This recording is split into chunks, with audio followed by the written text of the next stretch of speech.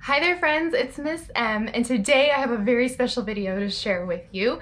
I have teamed up with another amazing speech language pathologist to share about how we use the same material in our different speech and language therapy settings. So I'm going to talk a little bit about how I use sentence strips with my preschoolers for a variety of students and goals, and then I'm going to turn it over to my friend Lauren, who is a speech pathologist that works with deaf and hard of hearing students, and she's going to talk about how she uses sentence strips with her DHH kiddos. So I'm so excited. Are you ready? Let's talk about sentence strips. So I'm going to talk about, first I'll start by talking about how I use sentence strips with my students who are maybe limited verbal or non-verbal communicators at the time and are using maybe more pictures, or we're trying to model gestures and things like that while using functional core words. So as you can see, I have my sentence strip here. Now I have a variety of different sentence strips, and I try to keep them, kind of separate as far as I have the sentence strips. They're all the same sentence strips, but I have some that I use, on a communication system like this, and then I keep some with my expressive language activities when we're, doing utterance expansion, and then some maybe for my articulation and intelligibility activities. So I'm going to talk about all those things, but we'll start here with my picture communication kind of system, my really heavy visual system.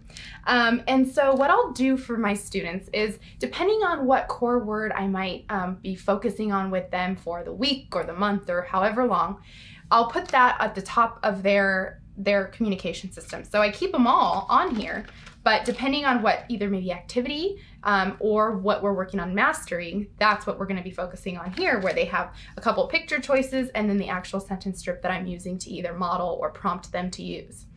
And so for my students, I will say, I typically am working on getting them to use gestures with this, or point to maybe one or two of the pictures, but I've come across the goals, but I don't really write the goals for my students at this stage where we're pointing to maybe all three pictures. But I am modeling it. I'm still gonna model all day long. So for this, we might have, let's say we're talking about what we see, because that seems to be the word that I chose for this. So if we are doing, maybe a play activity, or we're at snack time, or we're out on the playground, we can use this, and this would go with the student, and I would be maybe prompting them, what do you see? And let's say they point to the slide, and I would model, yes, look, I see slide, and I would model that, right? I'm modeling just the act of this. Maybe this is what the target is, that picture exchange, or maybe the target is handing this to me. And so if they hand this to me, I can say, oh yes, I see slide. It's just another step. It's just another level of language that I can be modeling to give them more input. So that's kind of how I would utilize that with those students. Again, I might be more indirect with, this whole sentence and just, saying, yeah, I see slide, when really the target is them handing this to me, or even just the point to this. Then I'll model, oh yes, I see slide. Remember to go slow. I know I'm not going that slow right now, but remember to go slow. Okay, so then I'll also utilize this with my students where we're working on expanding maybe from one utterance, or maybe we're, right now on average, let's say they're doing 1 to 2 utterances when they're requesting and protesting and labeling and commenting and all those pragmatic functions. So I'm working on kind of building on that.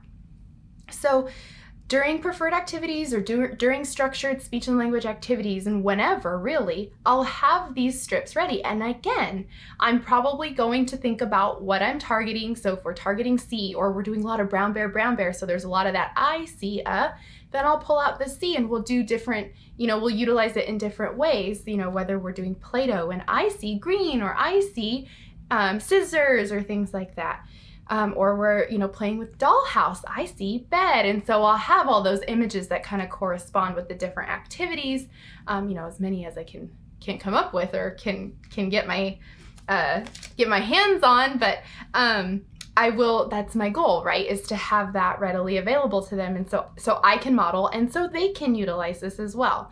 So when we're just starting out, again, I'm modeling. I'm doing a lot of the I see. So let's say we've got our blocks, and I see blocks. Okay. So maybe they're saying see blocks, And yes, I see blocks. And from the get-go, obviously, I'm not requiring that they do everything I just did, but I'm modeling it for them so they can pick up on that, so they can start imitating that.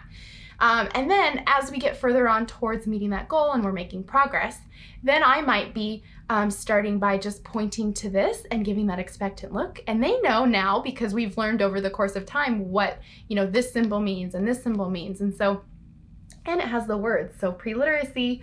But we might do, I see blocks, and I might model that first for them, depending on where we are, and then as they start to say it, then I point as they say it. Maybe they're pointing too, and we're pointing together. And then what I've seen for some of my students is when they start to get this down a little bit more independently, the pointing is a helpful tactile cue because they can touch or tap and they feel that I see blocks. And that 3 times, they've gotten their 3 words in there, those 3 taps. And so that can be really helpful as well. Like I said, I'll utilize this while I'm reading stories, while we're doing play, anything. They're all helpful. And I have a lot. So I have want, I have like, I have don't like, I have hear, I have taste, for snack time. So all those fun things. One last thing, articulation, speech sound, phonology kiddos.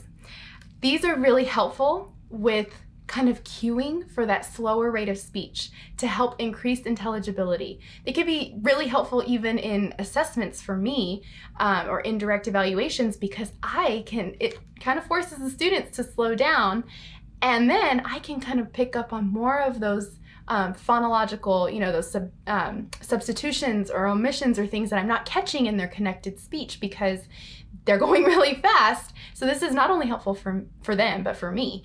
But it's more successful with that slower rate of speech when a student is using this without me telling them, slow down, remember, go slow.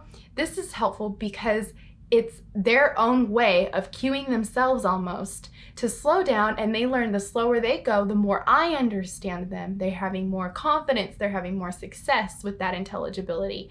And so this could be really helpful for that too. So I always like to have these available for any therapy session because we can target so many things and we can have so much success. So there you go with my sentence strips. And now I'm going to turn it over to Lauren, and she's going to talk to you about how she utilizes these with her students. Thank you so much for being here, for watching, and thank you, Lauren, for collaborating with me. This has been so fun. And yeah, here you go. My name is Lauren, and I am a SLP that works with kids who have hearing loss. So all the students that I work with have hearing aids or cochlear implants.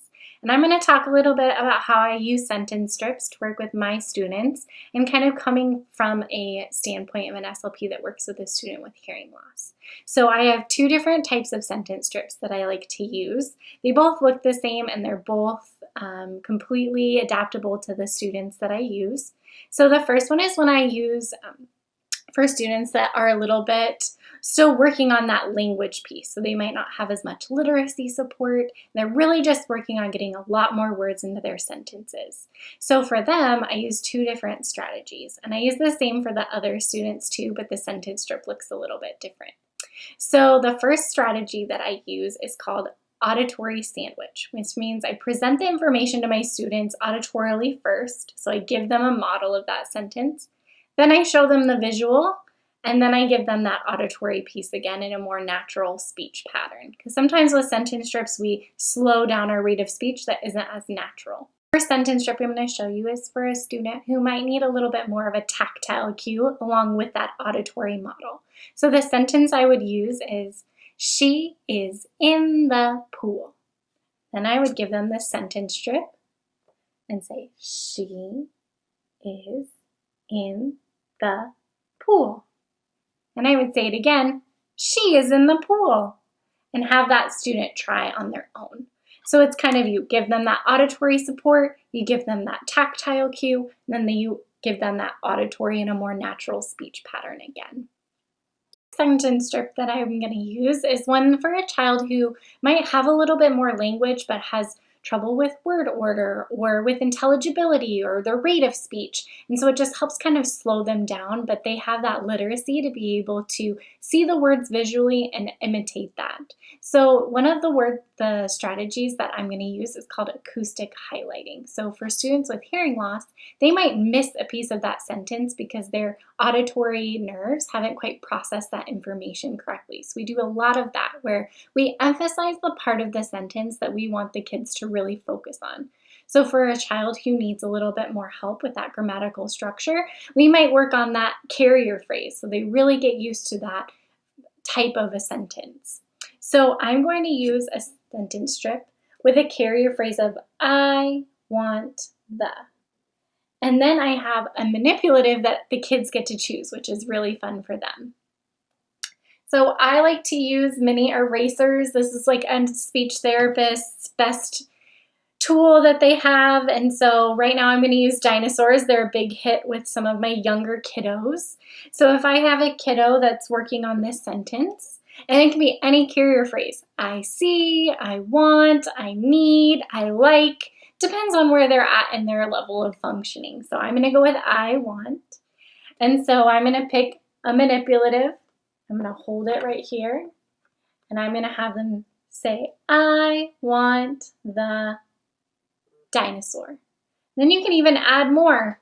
I want the blue dinosaur. So you can hear my voice kind of goes up when I hear that blue, because that's probably one of the pieces that they might miss is I want the blue dinosaur. And even when you're having them choose that manipulative, that's where you can use that acoustic highlighting as well. These are really great. It's literally just a piece of construction paper laminated with Expo marker, so you can easily change that phrasing or the tactile cue for either of those. I so appreciate Marie letting me kind of talk to you guys about how I work with my students. And if you have any questions, please feel free to contact me.